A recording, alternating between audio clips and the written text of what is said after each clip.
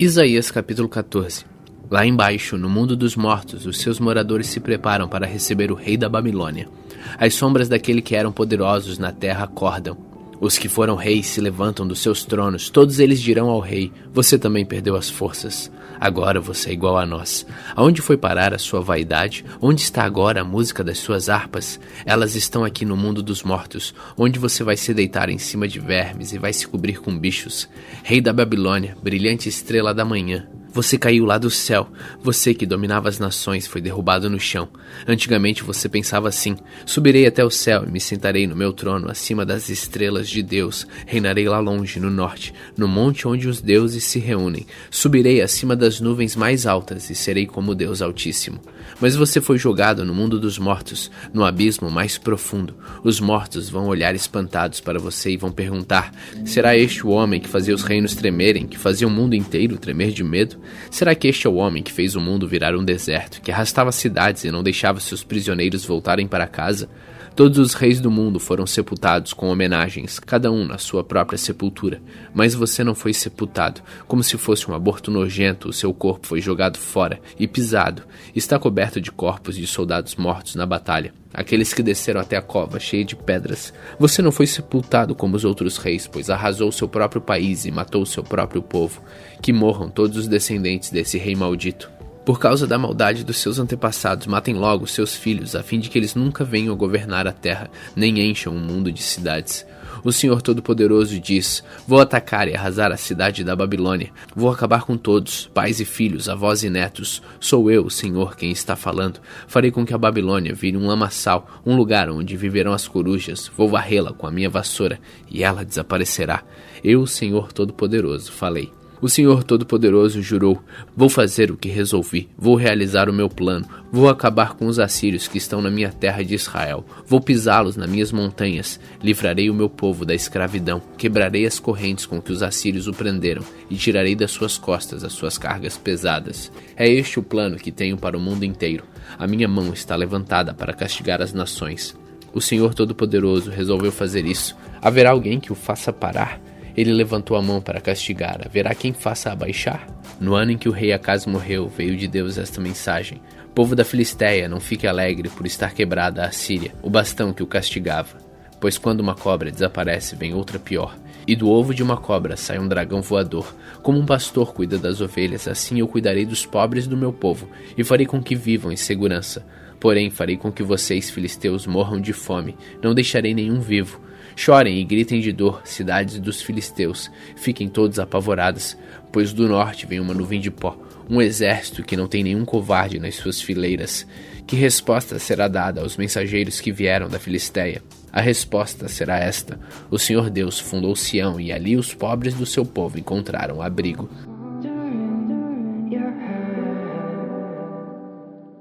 Isaías capítulo 15.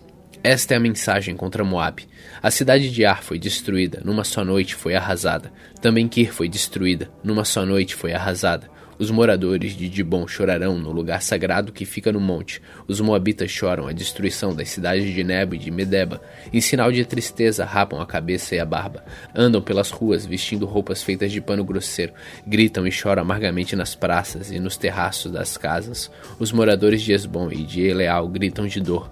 Os seus gritos são ouvidos em Jaza. Os soldados de Moabe perderam a coragem e ficaram tremendo de medo.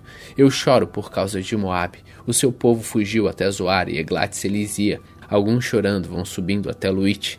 Outros, gritando de dor, fogem para Horonaim.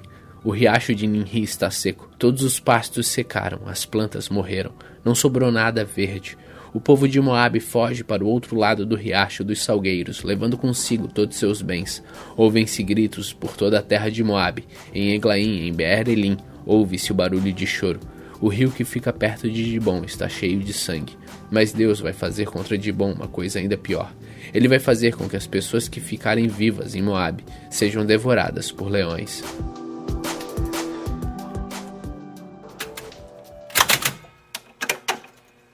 Salmos capítulo 77. Eu grito bem alto para Deus, grito e Ele me ouve. Nas horas de aflição eu oro ao Senhor. Durante a noite levanto as mãos em oração, porém não encontro consolo. Penso em Deus e começo a gemer. Começo a pensar e fico desanimado. Deus não me deixa dormir. Estou tão preocupado que não posso falar. Penso nos dias que já passaram e nos anos que se foram há muito tempo. Gasto as noites em pensamentos profundos. Começo a meditar e a mim mesmo faço essas perguntas. Será que o Senhor vai nos rejeitar para sempre? Será que Ele nunca mais vai ficar contente conosco? Será que nos deixou de amar? Será que a sua promessa não tem mais valor? Será que Deus esqueceu de ser bondoso? Será que a ira tomou o lugar da sua compaixão? Então eu disse assim: o pior de tudo é que o Deus Altíssimo não quer nos ajudar mais como antes. Ó Senhor Deus, eu lembrarei dos teus feitos maravilhosos, recordarei as maravilhas que fizeste no passado. Pensarei em tudo que tens feito, meditarei em todos os teus atos poderosos. Ó Deus, tudo o que fazes é santo. Não há Deus que seja tão grande como o nosso Deus. Tu és o Deus que faz milagres. Tu tens mostrado seu poder entre as nações. Pela tua força salvaste o teu povo, os descendentes de Jacó e de José. Ó Deus, quando as águas te viram, ficaram com medo. As águas profundas do mar tremeram. As nuvens derramaram chuva. Houve trovoada nas alturas e os relâmpagos riscaram o céu em todas as direções. O estrondo dos teus trovões se espalhou por toda parte, os relâmpagos iluminaram o mundo inteiro, e a terra foi sacudida e tremeu.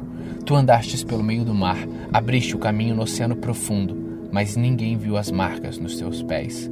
Como um pastor dirigiste o teu povo pelas mãos de Moisés e de Araão.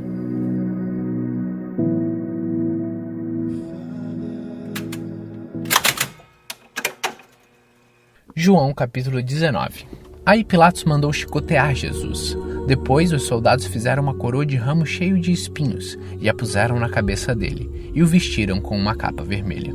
Chegavam perto dele e diziam: "Viva o rei dos judeus!" e davam bofetadas nele. Aí Pilatos saiu outra vez e disse para a multidão: "Escutem, vou trazer o homem aqui para que vocês saibam que não encontro nenhum motivo para condená-lo."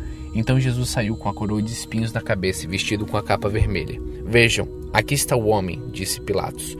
Todos os chefes dos sacerdotes e os guardas do templo viram Jesus e começaram a gritar: "Crucifica! Crucifica! Vocês que o levem e o crucifiquem. Eu não encontro nenhum motivo para condenar este homem", repetiu Pilatos. A multidão respondeu: "Nós temos uma lei e ela diz que este homem deve morrer porque afirma que é o Filho de Deus." Quando Pilatos ouviu isso, ficou com mais medo ainda. Entrou outra vez no palácio e perguntou a Jesus: "De onde você é?" Mas Jesus não respondeu nada. Então Pilatos disse: "Você não quer falar comigo? Lembre que eu tenho autoridade tanto para soltá-lo como para mandar crucificá-lo." Jesus respondeu: "O Senhor só tem autoridade sobre mim porque ela lhe foi dada por Deus.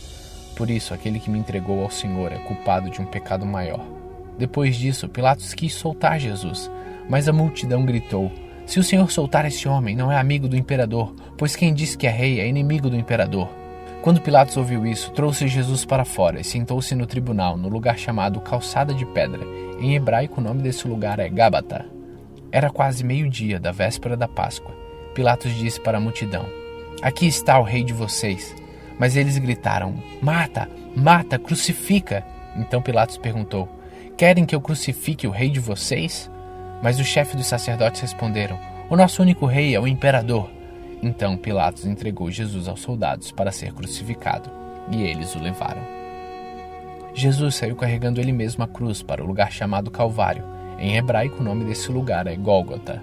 Ali os soldados pregaram Jesus na cruz e crucificaram também outros 2 homens, um de cada lado dele. Pilatos mandou escrever um letreiro e colocá-lo na parte de cima da cruz.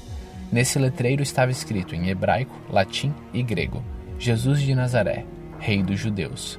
Muitas pessoas leram o letreiro porque o lugar em que Jesus foi crucificado ficava perto da cidade. Então os chefes dos sacerdotes disseram a Pilatos: "Não escreva Rei dos Judeus, escreva: Este homem disse, eu sou o Rei dos Judeus." "O que escrevi, escrevi", respondeu Pilatos.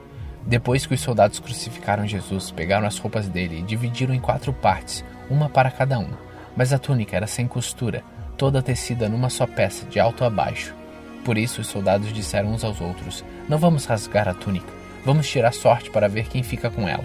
Isso aconteceu para que se cumprisse o que as escrituras sagradas dizem: "Repartiram entre si as minhas roupas e fizeram sorteio da minha túnica." E foi isso que os soldados fizeram.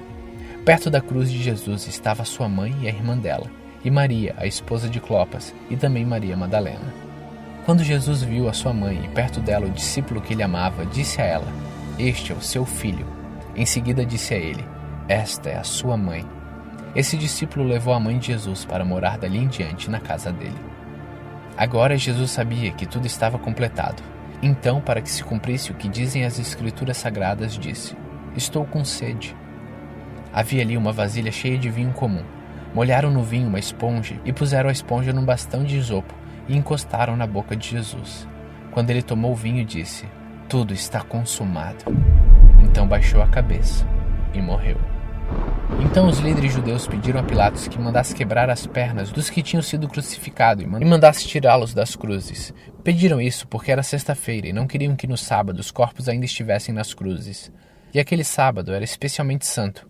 Os soldados foram e quebraram as pernas do primeiro homem que tinha sido crucificado com Jesus, e depois quebraram as pernas do outro. Mas quando chegaram perto de Jesus, viram que ele já estava morto, e não quebraram as suas pernas. Porém, um dos soldados furou o lado de Jesus com uma lança. No mesmo instante, saiu sangue e água. Quem viu isso contou o que aconteceu para que vocês também creiam. O que ele disse é verdade, e ele sabe que fala a verdade. Isso aconteceu para que se cumprisse o que as Escrituras Sagradas dizem: nenhum dos seus ossos será quebrado.